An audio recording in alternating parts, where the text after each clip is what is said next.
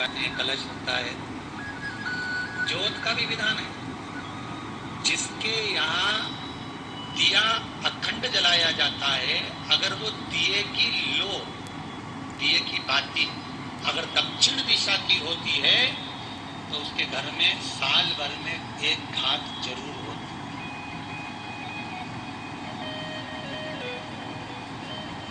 जो दिया अखंड जलता है उसकी बाती का मुख दक्षिण का नहीं होना चाहिए।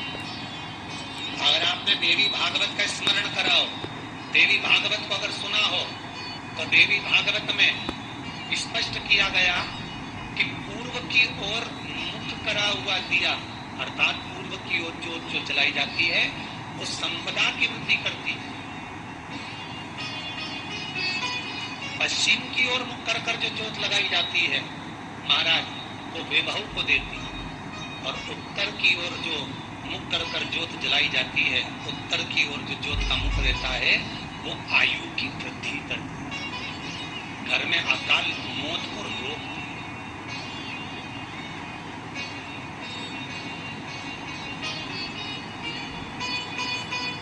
का जो भाव तत्व है उसको भी अच्छे से समझ लेना।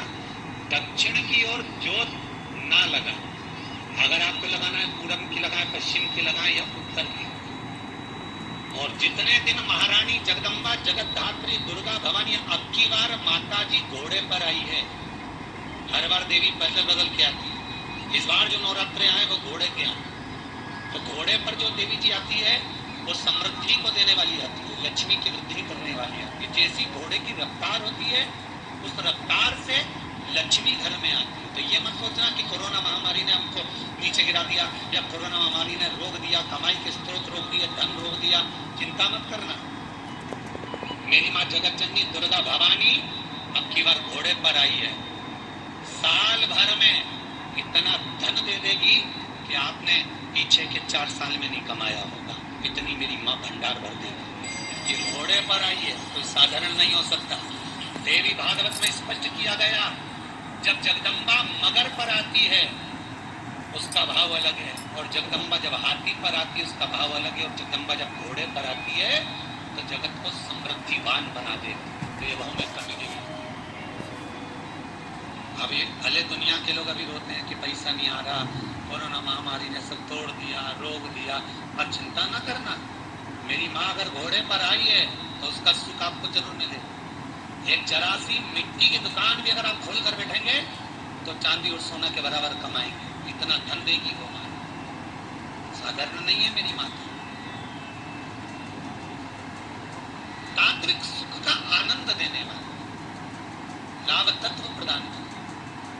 और नवरात्र में भी अगर आपकी कोई कामना है, आपकी अगर इच्छा है, आपका मन है, तो जगत जननी की आराधना करो।